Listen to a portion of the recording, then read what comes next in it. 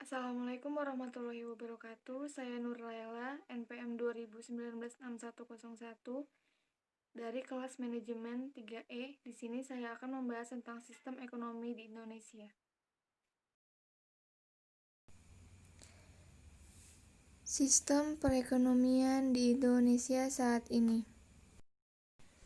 Apa sih sistem ekonomi itu? Sistem ekonomi yang dilakukan suatu negara, aturan, dan tata cara untuk mengatur perilaku masyarakat dalam melakukan kegiatan ekonomi untuk meraih suatu tujuan dan mengalokasikan sumber daya manusia. Sistem perekonomian yang diterapkan oleh negara Indonesia saat ini adalah sistem perekonomian Pancasila, yang artinya sistem perekonomian yang dijalankan di Indonesia harus berpedoman pada Pancasila. Macam-macam sistem dari ekonomi Pancasila. Di Indonesia sendiri, sistem ekonomi pernah mengalami 4 kali perubahan sebelum ditetapkannya sebagai sistem ekonomi Pancasila. Yang pertama, masa demokrasi liberal. Yang kedua, masa demokrasi terpimpin. Yang ketiga, masa demokrasi ekonomi. Dan yang keempat adalah masa sistem ekonomi Pancasila yang saat ini diterapkan oleh Indonesia.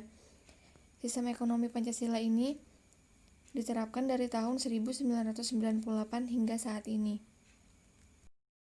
Mengapa sistem ekonomi harus berubah? Karena kedepannya dengan tantangan ekonomi global yang semakin berat, Indonesia diharapkan bisa mengedepankan sistem ekonomi yang pro terhadap kepentingan nasional. Menurut pendapat IGJ, sistem ekonomi yang pro kepentingan nasional akan lebih membawa manfaat bagi kesejahteraan rakyat.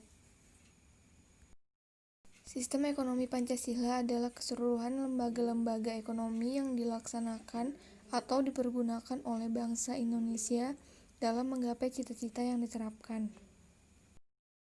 Dengan sistem ekonomi Pancasila dari masa tahun 1998 hingga saat ini, sistem ekonomi Pancasila itu sendiri merupakan pengembangan dari ekonomi campuran, salah satu berbentuk dari implementasi. Sistem ekonomi Pancasila ialah peranan koperasi yang mengacu pada pilar ekonomi rakyat yang berdasarkan kekeluargaan.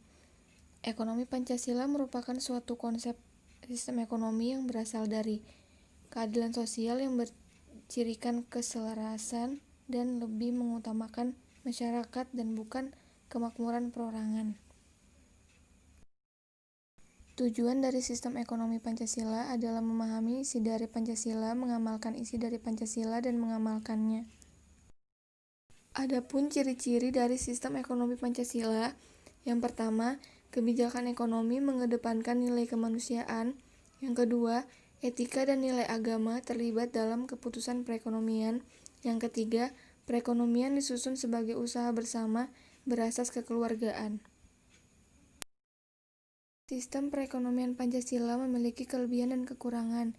Kelebihannya, perekonomian disusun sebagai usaha bersama berdasar asas kekeluargaan. Kekurangannya, memutuskan kekuatan ekonomi pada satu kelompok dalam bentuk monopoli yang merugikan masyarakat. Sekian dari pembahasan saya, kurang lebihnya mohon maaf. Sekian, Assalamualaikum warahmatullahi wabarakatuh.